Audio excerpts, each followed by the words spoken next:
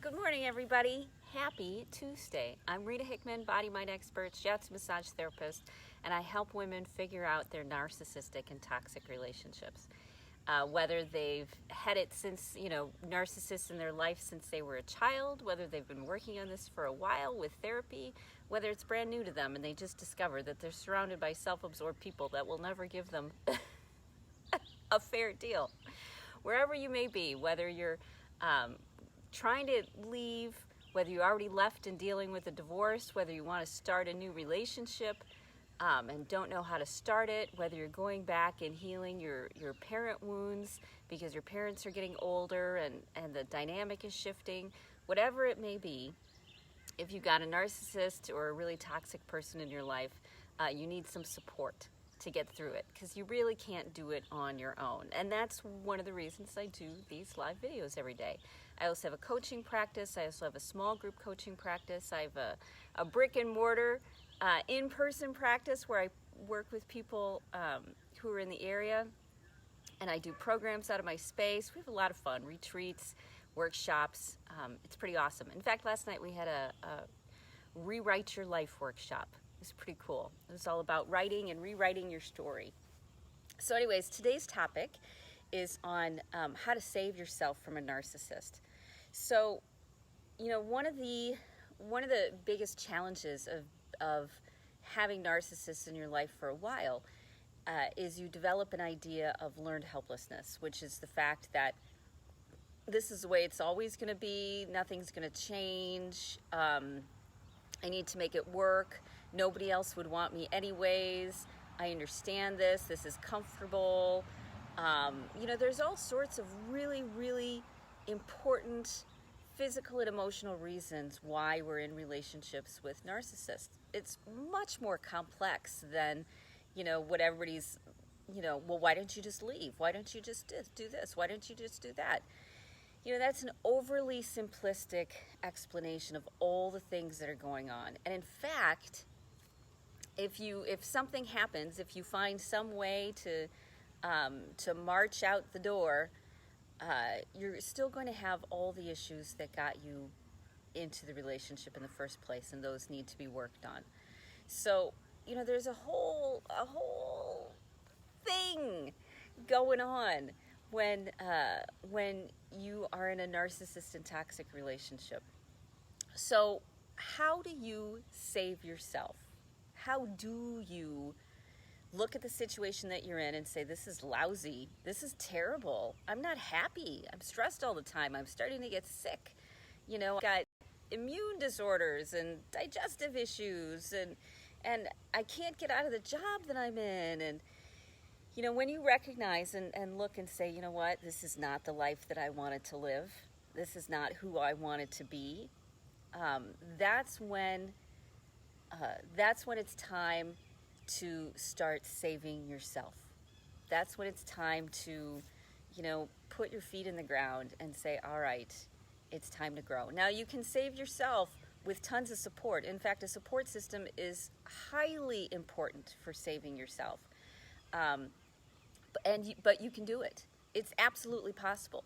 So when I work with women, I work on 5 main pillars that will help them literally save themselves. And they're based on Asian medicine, on the 5 elements of Asian medicine.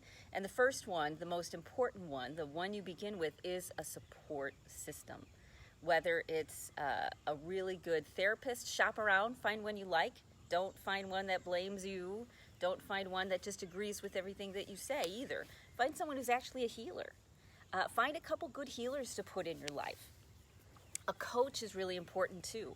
Start developing friendships that you've never developed before with people who are healthier, with people who have a better balanced perspective on life.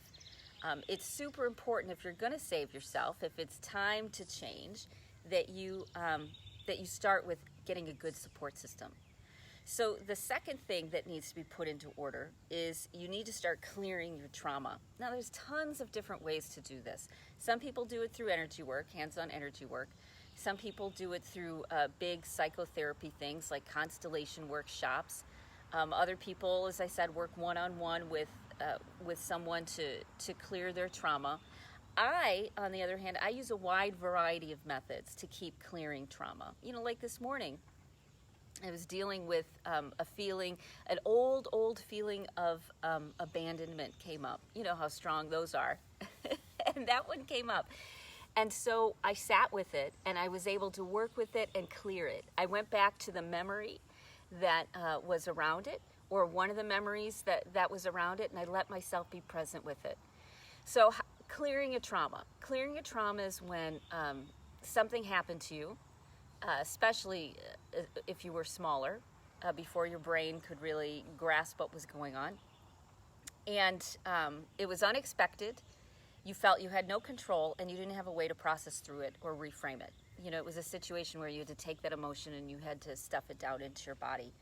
So those memories and those emotions stick around, and they're triggered by incidents that happen in real time. They remind us of these incidents in the past, even if we've compartmentalized and forgotten them. That's actually one of the reasons why it can be good to be in a relationship for a while with a narcissist, because they will trigger all of your deep wounds, giving you an opportunity to heal them. So clearing a trauma means that you're able to access it, like I did this morning.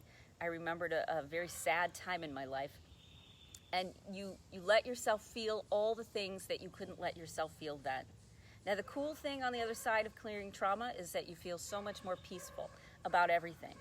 So things don't trigger you, you don't overreact, your whole inner world starts to dial down, and you're able to be more present and not be so upset.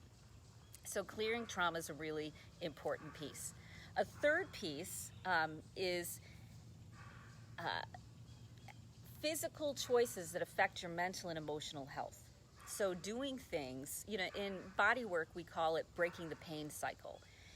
One of the things that you can do, and where you physically break the pain cycle. I've been telling people a little bit lately, because I've been running into a few women that have been struggling with this, is encouraging them to do something that's super physically relaxing. Native Americans used to do sweat lodges, and actually cultures around the world would do sweat lodges or saunas in order to physically open everything up. It's called hydrotherapy. So it could be a sweat lodge, it could be a bath, it could be a whirlpool, it could be doing something very physical like outside in the trees, or hiking or gardening, where you wear yourself out, where you physically get your body very, very, very relaxed. That's why spas have been around for tens of thousands of years, because it's a way for the body to physically relax. And when your body physically relaxes, it's able to get the things that it needs. Other physical things that you can do is, different herbal supplements, different things that boost your dopamine, that boost your serotonin, that make you feel better. Exercise is better for, depression than money. All of those things. It's about doing physical things, very physical things that affect your mental and emotional health. Like the crazy connection between gut health and mental health. When your gut biome is off, and most of ours is, it makes you feel anxious and depressed. It's just the way that it is. It's our gut has so much intelligence in it from all those bacteria, and they've got an opinion, and they communicate that to the brain. And so when our digestion is off, even if we're not sure if it's off, if we don't have a good balance of bacteria that's functioning well, then we're going to have mental health issues, guaranteed. So it's about getting those sorts of physical things in place: fiber, water, activity, supplements, the vitamins that you need. I can't even tell you how getting on good vitamins really shifted how good my body feels. So the fourth pillar is where you develop healthy habits, things that you do every day. One of my healthy habits is I have a glass of water right before I go to bed, and a glass of water first thing that I wake up. And that gets me hydrated enough to deal with the evening, so that I wake up in a much better space. Habits like that, or habits like taking my vitamins, or habits like taking time to clear my emotions every day. Healthy healing habits where you meditate, where you sit outside, where you do something that makes you feel good. Those habits will create a long-lasting effect because you do them every day, because they're just a normal part of your life. The fifth one is new ideas and dreaming. It's about developing new thoughts, reading new books, watching new videos, stuff that gets you thinking in a very healthy, wonderful way.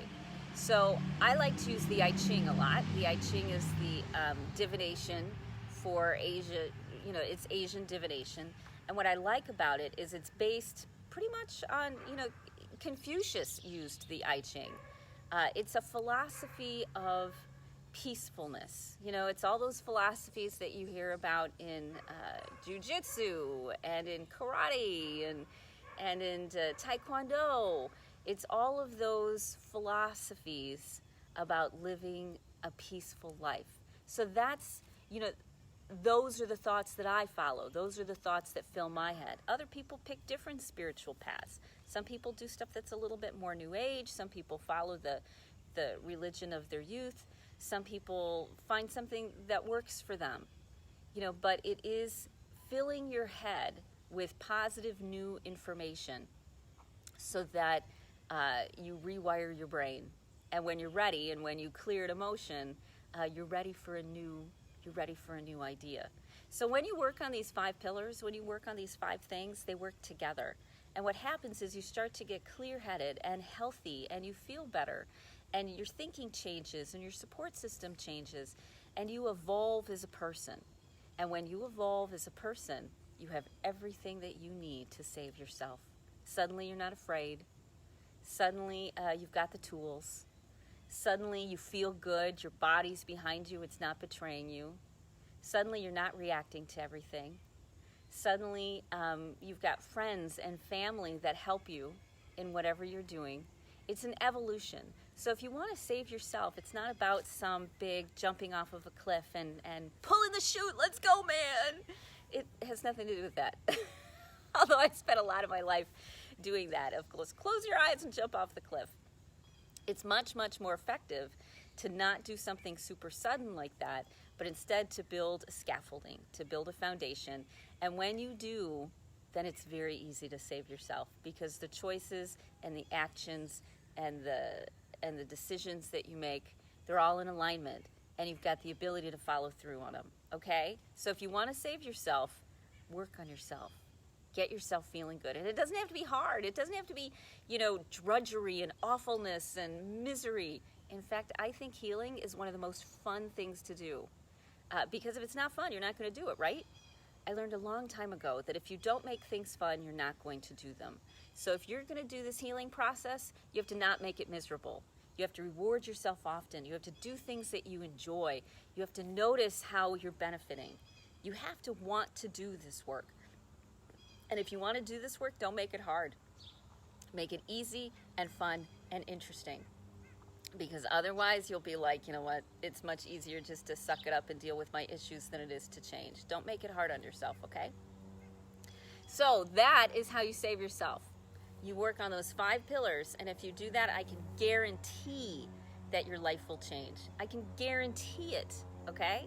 So if you feel stuck, if you're not quite sure how to put these things in motion, or you need some support, a couple different options. One, I've partnered with a narcissist book. Another author, let me know. I'll send you the link. All about narcissism, everything you wanted to know. Through them, I also do a small coaching group, which is really affordable. It's like $149.